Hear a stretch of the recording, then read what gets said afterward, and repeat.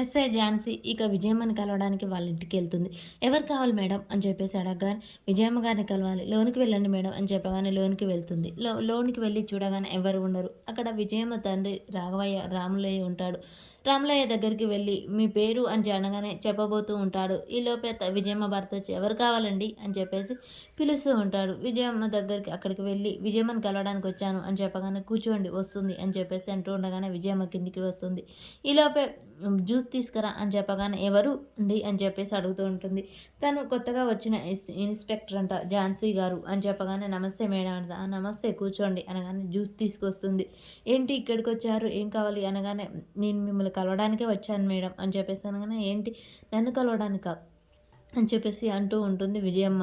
కొత్తగా వచ్చాను కదా, ఈ ఊర్లో మంచి చెడ్డలు అనేవి పెద్ద మనిషిని కలిస్తే కదా తెలిసేది, అందుకే కలవడానికి వచ్చాను అని చెప్పగానే జ్యూస్ తీసుకోండి ఫస్ట్ మాట్లాడదాం అని చెప్పేసి జ్యూస్ ఇస్తుంది. అలా జ్యూస్ తాగుతూ చెప్పండి ఇప్పుడు పనేంటి అనగానే ముందు నన్ను కలవడానికి వచ్చావా ఆ చెంచలమ్మని కలిసేసి వచ్చావా అని చెప్పేసి అంటూ ఉండగానే వీళ్ళిద్దరికీ పడదనుకుంటా, ఏమో కామని కలిశానంటే ఈగో ఎక్కువ అనిపిస్తుంది, అందుకనే ఎలా చెప్పాలి అని ఆలోచిస్తూ లేదండి ఫస్ట్ మిమ్మల్ని కలవాలని అనుకున్నాను, కానీ వచ్చేది చెంచలమ్మ ఊరు మించి కదా, అందుకని ఫస్ట్ తనను కలవాలనుకున్నాను, కలిసి వస్తున్నాను అనగానే మీ పోలీసులు కదా బాగానే కవర్ చేస్తున్నారు, ఫస్ట్ ఆ చెంచలమ్మని కలిసి తర్వాత నన్ను కలుస్తున్నారు అనమాట అని చెప్పేసి అనగానే సరే ఏం కావాలో చెంచలమ్మ కొడుకు చనిపోయాడట కదా, తన గురించి ఇన్ఫర్మేషన్ కావాలి, అదేంటి అది మీరు తెలుసుకోవాలి కదా, మీకేమైనా తెలిస్తే కదా నేను ఇంట్రాగేషన్ చేయాలనుకున్నాను అని చెప్పేసి అనగానే సరే తనెవరో తెలిస్తే మేమే చంపేద్దాము, నీ దాకా రానియం కదా అని చెప్పేసి విజయమ్మ అంటూ ఉంటుంది. విజయమ్మ మాటలకు ఝాన్సీ అయితే చాకై చూస్తూ ఉంటుంది. ఇక చెంచలమ్మ కోడలు ఇద్దరు తీర్పు కాడికైతే వస్తూ ఉంటారు.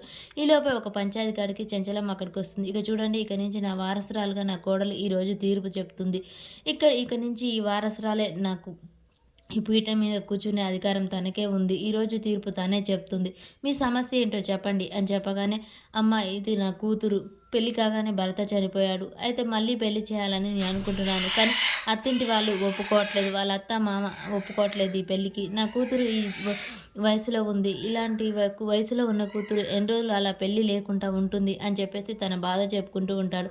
సింధూర ఈ తీర్పు గురించి చెప్తుంది. అమ్మ చెప్పు నువ్వే ఈ తీర్పు చెప్పాలి అని చెంచలమ్మ సింధూరాన్ని తన పక్కన కూర్చోబెట్టుకుంటుంది. సింధూర బాగా ఆలోచించి ఇలా అంటుంది, చూడండి పెళ్ళి కాగానే తనకు భర్త పోయాడు కాబట్టి తన స్వేచ్ఛని హక్కుని ఎవరు కాలరాయడానికి వీల్లేదు, కాబట్టి నీ మనసులో ఏ కోరిక అయితే ఉందో అదే చెయ్యి, దానికి నీ అత్తమామ కానీ నీ తల్లిదండ్రులు కూడా అడ్డు రావడానికి వీల్లేదు, అమ్మాయికి పెళ్లి చేసుకోవాలని ఉంటే మళ్ళీ పెళ్లి చేయండి అని చెప్పేసి చెప్తూ ఉంటుంది సింధూర. ఒక్కసారిగా చెంచలమ్మ సింధూర మాటలు వినగానే షాక్ అయి అలాగే చూస్తూ ఉంటుంది. అంటే తన మనసులో కూడా పెళ్లి చేసుకోవాలనే కోరిక ఉందా అని చెప్పేసి చెంచలమ్మ అయితే షాక్ అయి చూస్తూ ఉంటుంది. మరి సింధూర మాటలు విన్న చెంచలమ్మ సింధూరకు పెళ్లి చేయాలని నిర్ణయించుకుంటుందా, అసలు ఏం చేస్తుంది అనేది మనకు నెక్స్ట్ వీడియోలో తెలుస్తుంది ఫ్రెండ్స్. మన వీడియో నచ్చినట్టయితే లైక్ చేయండి, షేర్ చేయండి, కామెంట్ చేయండి.